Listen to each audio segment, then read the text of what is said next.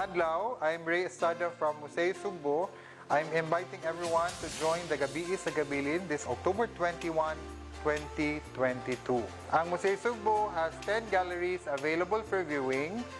And then you can also buy your tickets at Museo Cebu and all the participating museums and sites. Makita-kita ta ninyo sa Gabiii sa Kabilin.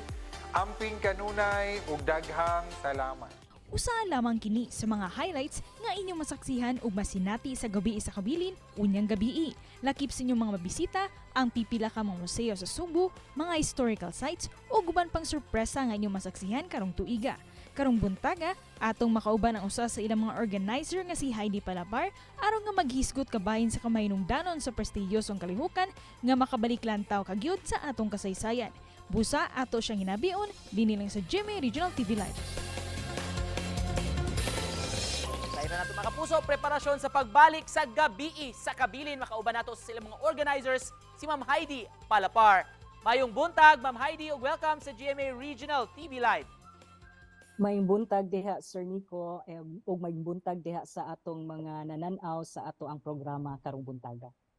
Thank you, ma'am, for joining us. First up, mag-review sa una tahi. Labi na sa katong mga first time mo join sa Gabiii sa Kabilin. Unsa man kini, ma'am, ug unsa may katuyuan ninyo for organizing this? Usa ni ka atong gitawag nga heritage event, no, nga mahitabo matag tuig. Unya, of course, because of the pandemic, the 2-year hiatus nato sa pandemic na ungot ta, pero karong tuiga, we are very happy to announce that Gabiii sa Kabilin is back. Anya, ang kaning Gabiii sa Kabilin, mooning event kung diin ang pipila ka mga museums, mga bli sa usa ka gabiii. Unya, ang kalahi pa gyud aning Gabiii sa Kabilin kay dili lang nila makit-an ang mga permanent exhibits sa ato ang museums, but also naay mga special presentations nga giandam ang ato ang mga museums, no, for the night itself. Ang kaning mga ticket holders naasad sila'y one Tartanilla ride, no. So kani atong Tartanilla ride, if tan-aw nato ang logo sa Gabiii sa Kabilin, it has become the icon of Gabiii sa Kabilin because it's one of the most popular nga feature of Gabiii sa Kabilin. Munang gilinyahan yun ni, gihuwat yun ni sa ato ang mga participants. Ang tumong sa Gabiii sa Kabilin mao ang pag-promote, no, of our Cebuano culture and heritage. Therefore, it will lead to preservation. In the previous years, Ma'am Heidi, labi na tungod sa pandemic, we know nga, gipaagi nyo sa virtual ang kalihukan. Apan this year, unsa man ka different, unsa may kalainan sa Gabiii sa Kabilin? Okay, musugod tingali ko atong we prepared already a Gabiii sa Kabilin event for 2020, and then it was set for in April, I think, onya na ning lockdown ta March, no. So na wa gyud mi nakapahigayon sa Gabiii sa Kabilin sa 2020. Unya, because we felt nga nag-look forward na sad ang mga tao, and we also felt nga kinahanglan this is actually the best time nga ipakita sa atong mga fellow Cebuanos, and at the same time Cebuanos who are not just here in the country but also in other places in the world, no, nga this is the best time to know who we are, our sense of identity, and that this identity that we have will lead us to be proud of not just who we are, but of where we come from. And this actually, if I look at it, can actually become our guide ba, because the pandemic is a very confusing time. It brought a lot of division as well, no. So we find out that knowing who we are, and that we have kanang fellow Cebuanos also undergoing the same thing. And so we are guided, we know that we are not alone, and this is the Cebuano, ingani ni siya, ang Cebuano are resilient, and we are able to be flexible and be able to cope with whatever mga challenges that come our way. But because karon medyo loose na ato ang restrictions, we're starting to slowly emerge out of the pandemic. We are now coming out with the Gabiii sa Kabilin physical event. So, moonay nahitabo, ma'am, nga nagkuan mi. Nagbalik nami, nag-abli nami sa among pultahan person physically. Ikapila na ni Ma'am Heidi nga year karon sa Gabiii sa Kabilin? It's actually more or less our 17th na nga year, but because we weren't able to hold a physical event no for 2 years, this is still our 16th. Kinsa may bag-o Ma'am Heidi o sa may bag-ong ipang feature ninyo karong tuiga? There are participants or participating museums nga medyo bag-o. Some are returnees but they have underwent changes also. Ma'am, how has our heritage sites, atong culture, tradition, o of course pagkaon shaped as Cebuanos? Actually, these all shape who we are, no? Culture, when you say culture, it's our way of life. Kaning imong gisulti, ma'am, food, the way we do things, kaning giunsa nato design o pagtukod ang atong architecture, tanan no, our faith, how it shaped us. They all are part of who we are as a Cebuano, no. Part and parcel na sila of creating what we call the Cebuano.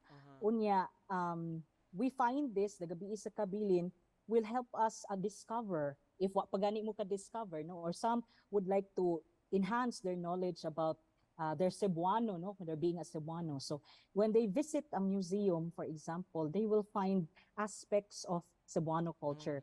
Ma'am, unsay ma-expect sa mga tao sa ilang pagbisita sa mga historical sites sa atong mga museums? With their ticket, they will be able to access, of course, the museum and their permanent exhibits.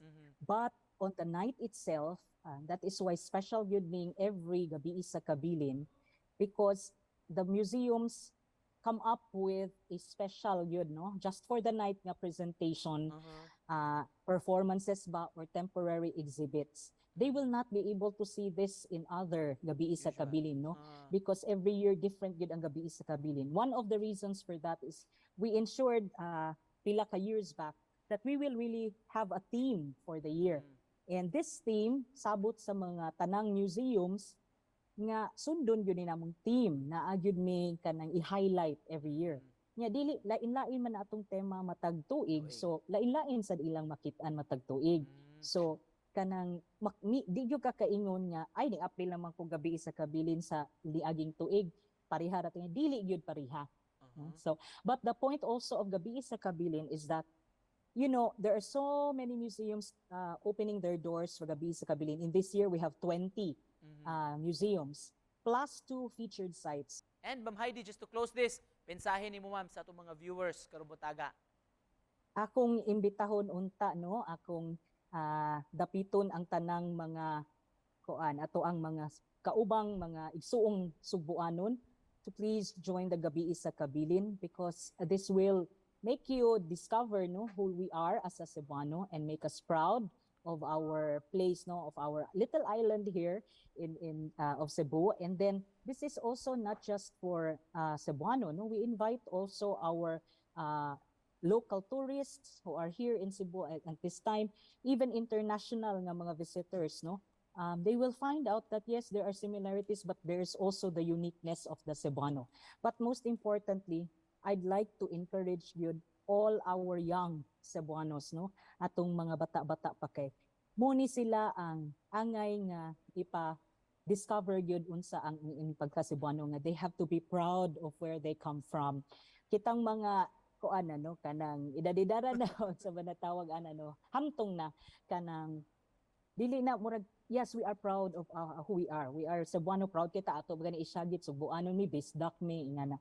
But it's our also young nga sumusunod nato nga mga Cebuanos who need to know and be proud of who they are. So please join us karong join us later di ay kay karon Biyernes naman ron.